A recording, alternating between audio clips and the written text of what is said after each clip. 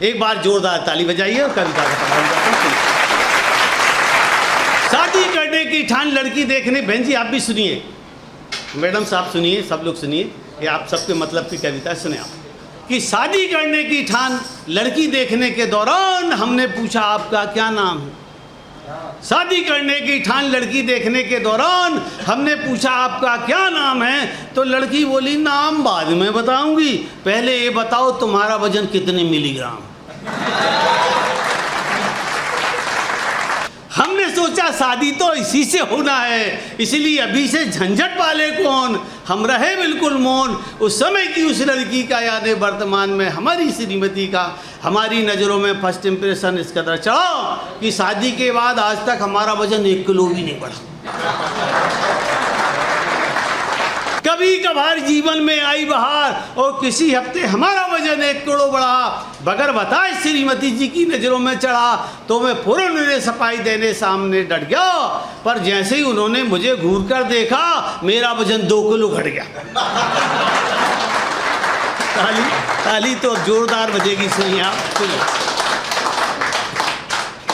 बहुत मज़ा आ रहा भाई साहब को।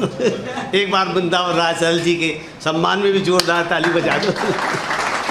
सुनिए आप, हमारी पत्नी खुद की आंखों में पट्टी बांधकर बच्चों को खेल खिलाती है। हमारी पत्नी खुद की आंखों में पट्टी बांधकर बच्चों को खेल खिलाती है, उन्हें पीठ पर बिठाकर गोल गोल घुमाती है। हम श्रीमती जी की आंखों में पट्टी बंधी पाकर बच्चों का साथ देते हैं और वजन कम होने से हम भी पीठ पर बैठने का आनंद उठा लेते हैं।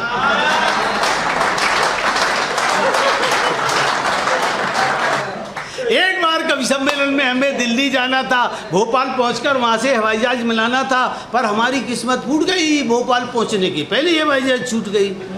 अचानक आंधी आई और हम उसके रुख के साथ मुड़ गए। व्यंग यहाँ से शुरू होता है, सुनिए आप। अचानक आंधी आई और हम उसके रुख के साथ मुड़ गए। हमारा वजन कम था, इसलिए हम हवा के साथ दिल्ली की तरफ उड़ गए।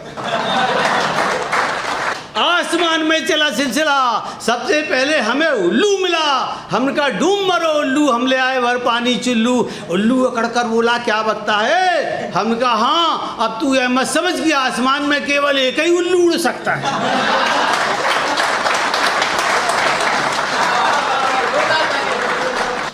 जोरदार बजा दूं तो क्या दिक्कत है। आसमान में हमें देखकर टिड्डी दल खिल गया, पास आकर बोला आज हमें टिड्डी दल का मरियल नेता मिल गया। आसमान में हमें देखकर नारद जी बोले उधर सुनो, हाँ चलो फोटो खींच लो, खींच लो, खींच लो। अब इस फोटो का होना नहीं, जो होना था सो हो गया उधर। अब इस कहीं उपयोग में आने वाली है नहीं है। आसमान में हमें देखकर नारद जी बोले, आसमान में हमें देखकर नारद जी बोले तू हाथ से कभी शंकर शहर से मेरी पहचान में आ गया, तुझे चैन नहीं पड़ी, श्रोताओं को ढूंढते ढूंढते आसमान में आ गया।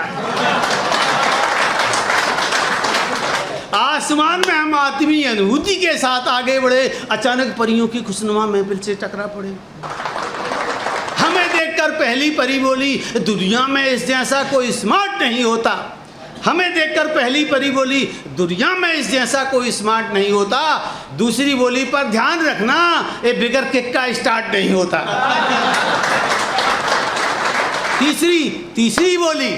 तीसरी बोली परियों को देखने आसमान में आता है।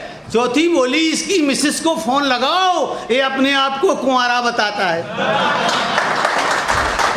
ताली संभाल के रखना, ताली अब बजेगी। सुनिए साहब, मैनेजर साहब भी सुन रहे, सुनिए आप। पांचवी बोली हवा में उड़ता है कैसा इंसान है। पांचवी बोली हवा में उड़ता है कैसा इंसान है। छठवीं बोली क्षमा मांग ले, मशक रूप में पवन पुत्र हनुमान है। हमने सोचा इन परियों के चक्कर में कौन पड़े। अचानक तेज हवा आ गई और हम कवि सम्मेलन की तरफ उड़े। आसमान में हमने तरह तरह का आनंद उठाया। हमारी हवा यात्रा ने हमारा वजन कम होने से हवाई जहाज से भी पहले हमें दिल्ली पहुंचाया। और इन 2 पंक्तियों के लिए मैंने सिर पे कविता लिखी, सुने आप। हमने दिल्ली पहुंचकर कवि सम्मेलन में पढ़ा, हमने दिल्ली पहुंचकर कवि सम्मेलन में पढ़ा। साधना के शिखर पर चढ़ें, लक्ष्य की ओर अनबल बढ़ें, इसके लिए हमेशा खुला मुहूर्त है। और आज देश के लिए हमारा वजन नहीं, वजनदारी की ज़रूरत है।